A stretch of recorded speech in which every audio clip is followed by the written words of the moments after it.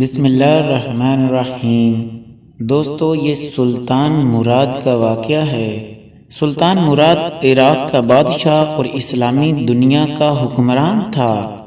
دشمنوں کی بڑی بڑی حکومتیں اس کے نام سے کانپتی تھیں۔ ویسے تو ہر مسلمان حکمران کو عمارتیں بنوانے کا شوق رہا ہے، مگر سلطان مراد مسجدوں کی تعمیر میں خاصی دلچسپی لیتا تھا۔ اس کی وجہ اس کی اسلام سے محبت اور والہانہ لگاؤ تھا۔ وہ ایک سچا اور پکا مسلمان تھا۔ ایک دفعہ اس نے اپنے دل میں ایک مسجد کا نقشہ بنایا۔ یہ مسجد اس کا ایک حسین خواب تھی۔ اس زمانے میں ایک انجینئر کی بڑی شہرت تھی۔ بادشاہ نے اس انجینئر کو بلایا، اپنا نقشہ اسے بتایا اور مسجد کی تعمیر پر لگا دیا۔ وقت گزرتا رہا، دن ہفتوں میں اور ہفتے مہینوں میں اور مہینے سال بنتے گئے۔ مسجد بنتی رہی اور بنتی گئی۔ لاکھوں اشرفیاں خرچ ہو گئیں۔ آخر کار مسجد مکمل ہو گئی، جو حقیقتاً ایک شاندار عبادت گاہ تھی۔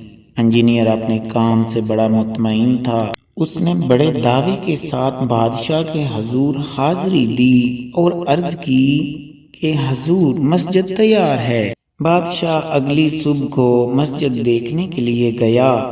مسجد کو ہر طرف سے دیکھا، اوپر سے، نیچے سے، شمال جنوب سے، مگر اتفاق دیکھیے کہ اچھی عمارت اپنے تقاضے لیے بادشاہ کی نظر کی تعریف کی منتظر ہے، مگر بادشاہ ہے کہ اسے یہ عمارت متعلق بالکل پسند نہیں آئی۔ وہ اپنے آپ کو سنبھالنے کی کوشش کر رہا ہے۔ آخر غصے میں آ کر جب نہ سنبھل سکا تو حکم دیا کہ انجینئر کا ایک ہاتھ کاٹ دیا جائے۔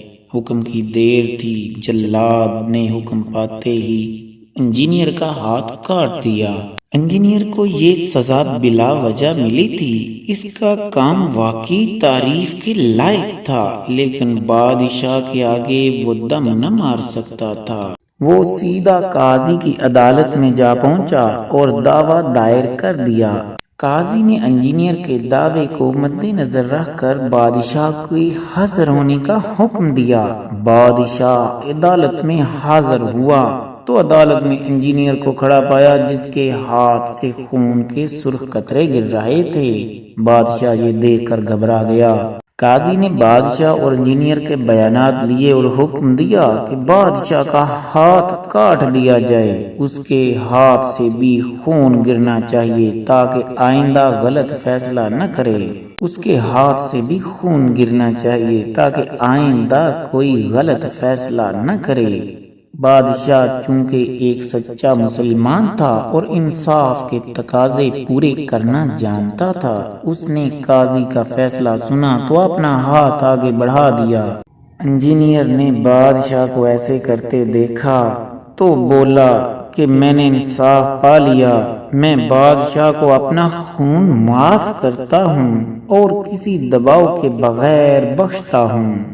یہ سن کر بادشاہ کی جان میں جان آئی۔ اس نے انجینئر کو بہت سا مال و زر دے کر رخصت کیا اور اللہ کا شکر ادا کیا کہ اس کے قاضی اسلامی احکام کے نفاذ اور ان کی تکمیل میں اس قدر دلیر ہیں کہ بادشاہ کو بھی مجرم قرار دے دیتے ہیں اور اس سلسلے میں کسی کے ساتھ رعایت نہیں برتتے۔ تو دوستو، اس واقعے سے ہمیں یہ درس حیات ملتا ہے کہ قانون کی نظر میں سب برابر ہیں۔